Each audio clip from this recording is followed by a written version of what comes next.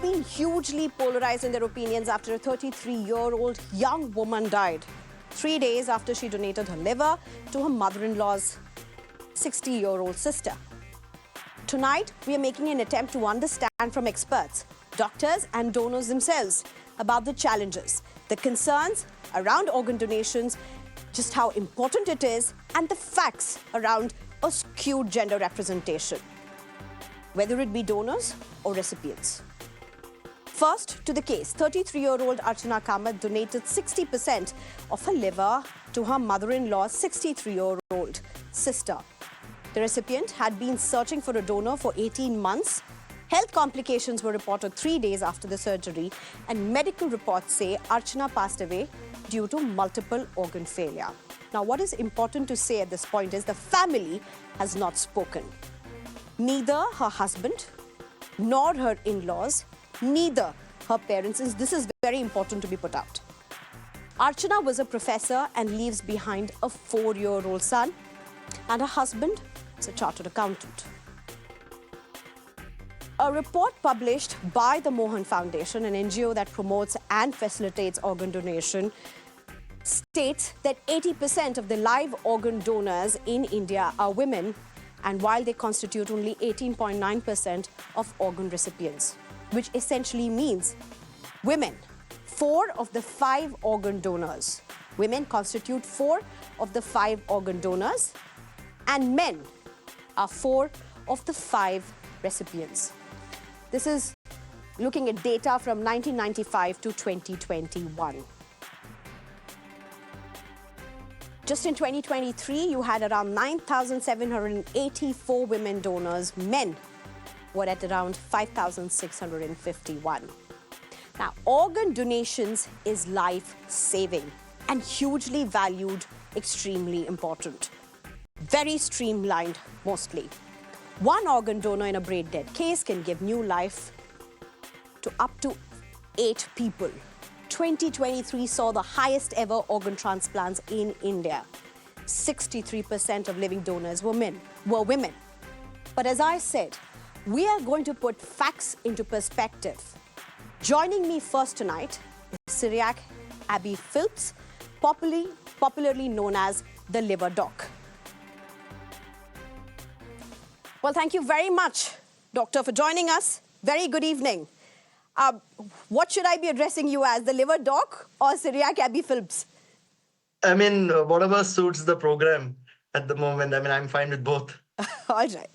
That's starting on a very lighter note. But let's just start with what you wrote on social media. You went on to say on social media that in your career, you have not seen a case such as this. Would you break this down for us? What did you mean when you wrote something like that?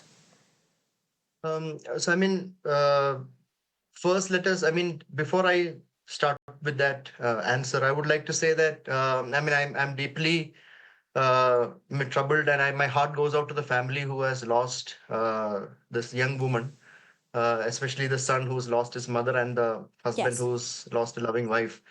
That said, donor deaths in living donation is a well-known fact, but the incidence of donor deaths in living donation, especially with liver transplantation, is just 0.06% as per US studies, and about 0.2% as per Korean studies. So it's very, very rare event that we are actually talking about here. The second aspect is that usually living donation happens with first-degree relatives, very close relatives, like the spouse or children, grandparents, or even parents. But in this case, it was the woman donated a part of her liver to her mother-in-law's sister. So this is what we call as, this is not a near relative, it's a distant relative. And this is quite rare in my practice, because most of my donors, where I counsel them and send them for liver transplantation, they're mostly either daughters or sons or spouses. And in the case of children, it's usually the mother, the parent who usually donates. So when I said that, this is quite strange for me, because such distant donations are usually not part of my routine practice, which is why I made that statement on Twitter. But it is important to understand that sometimes immediate donors, immediate relatives, and matching relatives are usually not available for many people who require organs. And so these near relatives or slightly distant relatives, even friends and unrelated donors are usually brought into the picture, to take care of the donation process. And I think this is something that we need to explore more and discuss more on, and why this is happening, and why women are mostly part of this donation process. Okay, Doc, I wanted to ask you that question, but I want to get to that in a bit. But since you have already made references to that, let's just start on with that. Why do you see this? I mean, there are so many people, and as I said, we really want to put facts in perspective. Medical perspective, gender perspective, and that's the primary reason we have you on board, Doc. As a specialist, as someone who deals with instances such as this, how do you interpret the gender ratio when it comes to donors and recipients? 80% of living donors, if I'm correct, are women. How do you look at this as a medical practitioner? So I think the whole the crux of the whole problem is because India does not have a mature enough deceased donation program, and this is the real trouble, because we have a very scattered and fragmented disease donation program. We are mostly dependent on living donation programs to save people with chronic organ failure.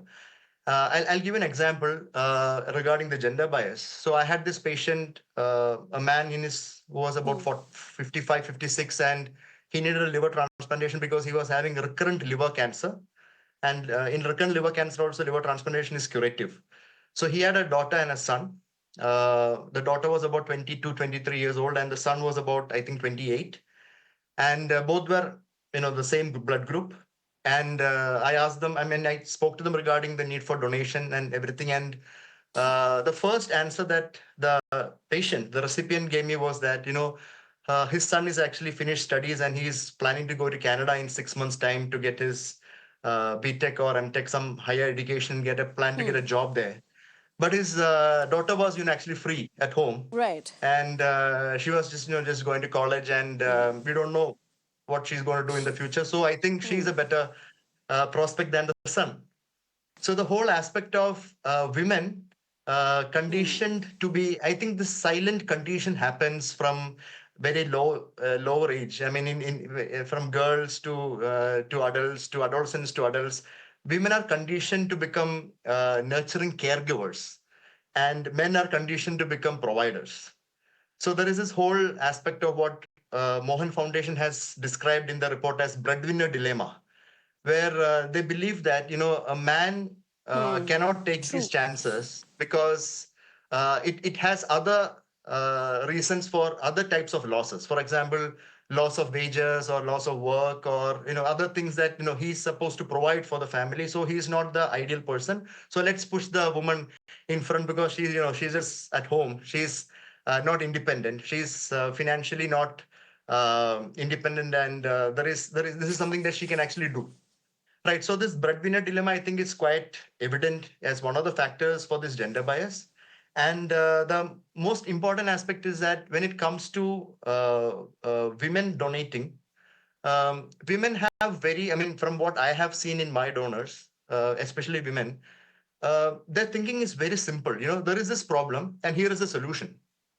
There are no bypasses in between, and they just think about getting to that solution, and it's very easy to persuade or make a female donor go through the donation process rather than a male donor. It's easy to dissuade a male donor. They back off quite easily with silly risks or minor problems that we talk about during donation counseling.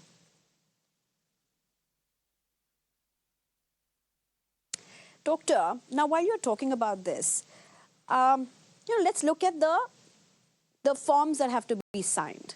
There's a consent form that has to be signed by every donor, without which the surgery will not go ahead. So are you then saying a consent doesn't necessarily have to be a consent. If that is what India is looking at, because, I mean, it is a consent because obviously that person is willing to go through the surgery. But if there are more filters and layers to this, if it's more complex as this, what's the way forward? Because as a doctor, as a medical system, are you called to look into this? Are you called to look into these layers? Is this your job? Whose job is it? How does one maneuver this dark area? So there is definitely a consent, and prior to the consent, there is a mental health evaluation where an independent assessor, a psychiatrist, talks to the donor, looks at if there is any coercion, there is any kind of mental health issues or some kind of emotional additional emotional attachments or something that has been put on the donor to make the decision, which was not fully voluntary. So before the consent, all of this happens, and only if this passes through the whole consent process takes place. But that said, if you look at something known as altruistic donation, so even though this young woman who died is part of the family, she's not directly related to the family. So we'll consider her as she's a non-relative when it comes to actual first degree donation. Altruistic donations are usually from donors with vulnerable backgrounds. So we don't know vulnerable backgrounds when it comes to cases like Archana Kamat's. We can only speculate. We can say we like a lot of people are speculating, saying that she was coerced and she was blackmailed, and a lot of stuff going on. And I think it's very wrong to say that, because ultimately I think she would have actually wanted to do this out of love for her aunt. And I've seen this happen many a times. Usually, donors from vulnerable backgrounds are the ones who are coerced to perform donations. And very interestingly, what I have seen is that women are also part of that, in the sense that they are the ones who donate more when it comes to coerced donation, because the family would be needing some amount of money, and they would find this recipient who is ready to pay. And such altruistic donations happen in the country, and it's quite common in India. And there are now a lot of governmental regulations and modifications to rules that is happening now to figure this out. But the whole point is that to prevent all of this from happening, that is to prevent the gender bias, to bridge this gap, to prevent unnecessary and unethical or immoral donations happening, what we need to do is to improve our disease donation programs. It's as simple as that. Because disease donation does not have a gender gap, it does not have a gender bias. The organs that are donated as per the wait list, the patient gets it. And there is no gender bias there. For example, if you look at France, I mean, I think this is a beautiful example. In France, there is an opt-out formula for organ donations. For example, everybody is considered an organ donor. And if they don't want to be an organ donor, you have to opt out and enter your name in a registry. Right. But in India, it is just the opposite. You have to opt in. Right. You have to opt in to become a donor. And that is why if you look at France, the liver transplantation, disease donor transplantation in 2022 was 1,269, and living donation was only 25. Whereas in India, in 2022, the liver transplantation deceased was just 761, but the living donation was 2,957. This is where the gap comes. The men are providers, the women are caregivers. That gap, I don't think we can actually change it, in the coming decades or in centuries. So I think that instead of just reflecting on what is wrong and wrong and wrong, we have to identify the solution, which is to improve the disease donation program in the country. And that's how we can take care of this current issue. Right. Dr. Syria Kabi Phillips, there's one more question I have to ask you, and that is, when you donate blood, there are certain criteria which have been specified, and particularly if you're a woman, there are very specific criteria that may not match that's required of the men, and that's also because how the physiology works, including whether you've had your periods recently or not, your hemoglobin levels, and so on and so forth. Now, why I'm asking you this question is when it comes to organ donation or cases such as this, here you have a mother who's a mother to a 4-year-old. How common is that? You know, I'm just trying to understand. Are there filters such as this if you have a toddler, if you're a young mother, you would be weighed out? How does this work? So if I look at lived experience regarding these issues, I've had young mothers donating to their spouses. So they'll have a single child. The child will be around, 2 years, 3 years. And the woman would donate to the husband because without the husband, they cannot sustain the family. And they'll have very good social support. So the woman will have her sisters, the husband will have his siblings who will take care of the child while the donor is recuperating or improving post transplant, post donation surgery and all that. So, I mean, a good social support system usually Right. it actually works as a win-win. But there are families where they don't have good social support, and when there is a little child, they will definitely shy away from donation. So I think with this particular case with Archana, I think her family it was a joint family, a very well knit, close family with very good social support, which is why maybe she thought, this is a safe bet. You can actually save a life, and this is something that selflessly that she's doing. So I think it's all done in good faith. I don't think there was any negative aspect to it, but unfortunately, unforeseen consequences happened, and this is a well-known complication too. But I think people should be more aware that to prevent more archanas from happening, disease donation is the way forward. People have to pledge their organs, and disease donation should improve drastically in this country. Right. Liver Doc, my last question to you. To all the viewers who are watching, let's face it, India, even today, even in 2024, not every Indian is comfortable with the idea of an organ donation. Many of them, unless they are pushed to the edge to make a decision for a very closed one. To the viewers who are watching you today, what would you want to tell them? I mean, I would like to tell the viewers that we are talking about disease donation and not living donation, right? So in disease donation means you're paying forward in death. You are making sure that you live through someone else. And that I think is the most humane thing that you can do to your fellow humans. So when you are pledging your organs, and if someone actually is benefited by that, I mean, there is nothing to lose here. You're actually improving someone else's life and their family's life. So for me, instead of looking more into living donations, I think people should pledge their organs and look more into disease donations. Right. Dr. Cyriac Abby Phillips, thank you very much for joining us, for giving us your very important perspective. Thank you so much. Thank you for having me. I'm also being joined at this point by Dr. Vasanthi Ramesh, who's the founder director for Notto, Notto, the nodal organization. Also, Dr. Sanjeev Bagai, who's a chairperson for Nephron. Thank you very much, both of you, for joining us. Dr. Vasanthi Ramesh, my first question to you, and I asked others as well. But how do you look at the recent case of Archana Kamath, particularly in context of a very skewed gender proportion when it comes to organ donations and recipients? You're a woman specialist. You're a woman who's been a founder director for the nodal organizations. Please go ahead. We would want to know, how do you look at this?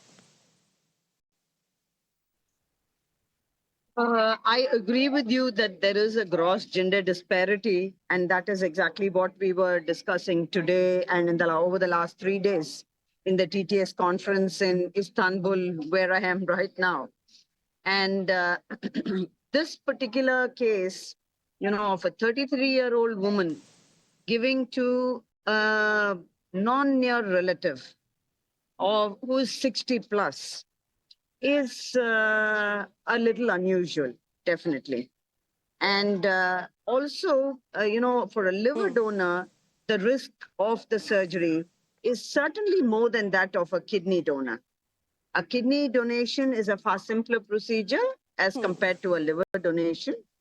And the risk of complications are also slightly greater, though it's not as if every liver donor develops complications, but the possibility is a little more than that of a kidney transplant, kidney donor. So therefore, one has to weigh, and the informed consent should be a truly informed consent. The patient who is subjecting herself to be a donor should be fully knowledgeable of the risks and the problems that can happen with the procedure as well as the family, so that truly it is an informed consent. And also, it is very unusual that such a distant, I mean, it is difficult to even call it as a relative, such a transplant happening in a living donor setup is quite not the norm, as I would say. Right, right. Dr. Sanjeev Bagai, thank you for your patience. I'm sorry you've had to wait a bit this tonight. But my question to you, Dr. Sanjeev Bagai, you've been very closely associated with cases such as this. When it comes to donations, India is at a very crucial juncture. It's definitely not where it needs to be. It's definitely not in terms of how people need to be responding. But when you have instances like this, there are so many questions that are asked for. How, as a doctor, as a specialist who's involved in cases like this, how streamlined do you see Indian procedure? Good evening. I think it's very unfortunate that this young lady lost her life post-donation. India has come a long way, especially in liver transplant, from the first one being in 1998, but we still have miles to go. Approximately 25 to 30,000 people in India require liver transplant because of chronic liver disease, and about 1,500 to 1,800 transplants occur. So the backlog plus the add-on cases every year is a huge need gap. I think it's a lot to do with lack of public awareness. It's family pressure, it's cultural, old traditions in families, and somehow the other, the woman or the lady becomes as a person who's a go-to person. So it's almost taken as granted that if there's anything, this person has to come forward and put the step up, male being the breadwinner and so on. But I think a lot of public education needs to be driven in. The success rate of liver transplant in good Indian centers is excellent. It's in fact matching most of the Western countries. Even a 20-year survival is very good, more than 70–75%. But having said that, the more important issue here is if you see traditionally, even in family planning, it's the lady who's subjected much more and is becoming willing to do a family planning procedure such as tubectomy rather than the male. So I think we need to drive home a point that it's a new era now which we are entering. Organ donation is the best way forward. We are burning or burying hundreds and thousands and lakhs of bodies because of lack of public awareness. And I would request through your channel that these programs of making aware people that organ donation is a correct way, we have to go through the cultural and the religious barriers. We can save, like you've said in your program, 8 lives with one human being who's anyway going to die or is brain dead. It's a huge, huge noble cause. It's the greatest touch of humanity, which one person after death is touching lives of so many others to give a new lease of life to so many others. Dr. Bagai, when a family requires a family, or like we saw the Archana Kamat's case, it was a very distant relative. Some say it can't be called as a distant relative. When a case such as this comes forward, how should this be viewed by a donor? I mean, for any donor who has to make that very critical decision to donate or not to donate, to give that consent or not to give that consent, what should be that person's thought process? I think the selection of donors in all recognized centers in India is pretty stringent. It's pretty accurate. It's very unbiased. It's extremely fair. The kind of protocols which are followed will match any international center in today's time. It's a very well-educated, informed consent. There is a multidisciplinary evaluation, including the psychiatric and the counselors, including dental, cardiac, pulmonary, a whole host of reviews are done. A very detailed evaluation, blood and imaging workup is done. So I think it's an educated, well-informed written consent which is taken. But here again, the number of people who are giving the live donors in terms of statistics, I think we can match that and outmatch that with diseased people. We need to drive home this point that this is something which needs to be done. We can actually save lives, precious lives. Chronic kidney or chronic liver disease, these people will die. It's a question of few weeks to few months. But if this is percolated down right to adolescent level, people start thinking about it. I think we need to inculcate and sow the thought of giving lives to other people.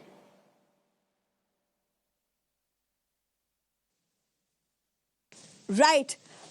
In fact, Dr. Vasanthi Ramesh, if I can very quickly have you in. My last question to you at this point would be, why do you see such a skewed gender proportion when it comes to donors, women vis-a-vis men? What's the reason for it in India?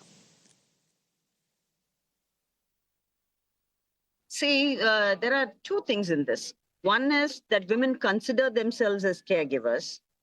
The other is the patriarchal system which exists in our country. And this is what I was also talking about in the Women in Transplant session in the TTS conference.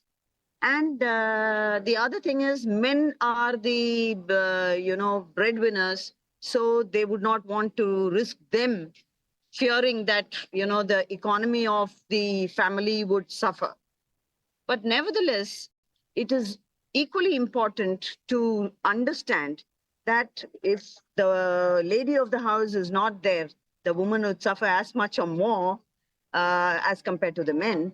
So I think the best donor should be chosen, and preferably a near relative. And also the matching, etc., should be appropriate. And also a 33-year-old lady giving for a 66-year-old lady and ultimately losing her life is extremely unfortunate. Okay. And Mr. Bagai, Dr. Bagai, my last question to you. We are running out of time, Dr. Bagai. One person, one brain-dead person or a disease donor can save up to 8 lives. That's what we discussed earlier.